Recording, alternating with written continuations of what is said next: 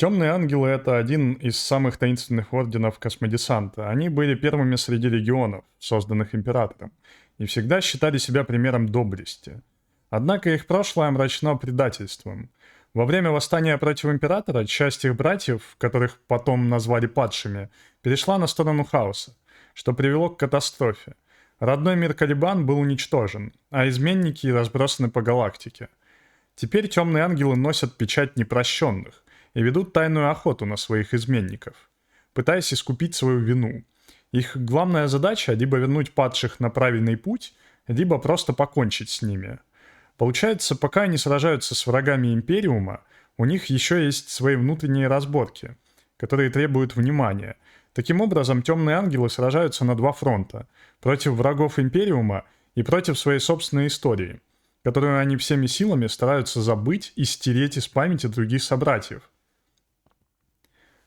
Из-за своей истории они ведут себя как замкнутый монашеский орден. У них есть несколько уровней посвящения, через которые проходят все участники, словно ступеньки на пути к познанию великих тайн, как в какой-то тоталитарной секте. На каждом новом этапе им открывается чуть больше о своих истоках. Но только высшие офицеры в курсе ужасной тайны, связанной с событиями 10-тысячелетней давности. Броня темных ангелов выглядит, как будто ее только что вытащили из древнего хранилища.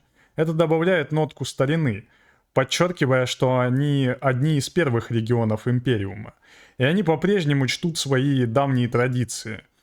На доспехах можно увидеть символы покаяния и обетов, а также рунические латиноподобные надписи, что создает ощущение, как будто они носители тайных знаний. К тому же к броне прикреплены буквально целые книги и свитки, показывающие их приверженность доктринам. Это очень узнаваемый дизайн, который повлиял на концепт-арт в целом. Ношение капюшонов и балахонов акцентирует скрытность и наличие грехов, а вот наличие печати чистоты и кадил символизирует желание искупления этих самых грехов. Кадила — это металлический сосуд на цепочках, внутри которого находятся угли и ладан. В христианстве дым из кадила символизирует молитвы, возносящиеся к небесам. Именно эта деталь дизайна подчеркивает их раскаяние. В отличие от других орденов космодесанта, ангелы больше похожи на рыцарский орден паладинов, чем на римский легион, из-за их истории, которая прослеживается в их внешнем виде. Рыцарские ордены тоже носили плащи поверх кольчуг. Плащ часто был украшен гербом или эмблемой ордена, позволяя отличать рыцарей на поле боя и показывать их приверженность к определенному делу. В Средневековье внешний вид был важен не меньше, чем боевые навыки. Красиво оформленный плащ подчеркивал статус рыцаря и показывал его благочестие и богатство. Этот крутой референс отлично выглядит в Вархаммере. Громадные доспехи космодесанта, обтянутые тканью, улучшают силуэт и добавляют слойности и материальности концепту. Хотя только верхушка темных ангелов знает мрачные тайны их прошлого, даже новички очень скрытные и недоверчивые. Им с самого начала вдалбливают, что нельзя доверять посторонним, и их постоянно испытывают. В итоге, если ты не можешь хранить секреты, о повышении в звании можешь забыть.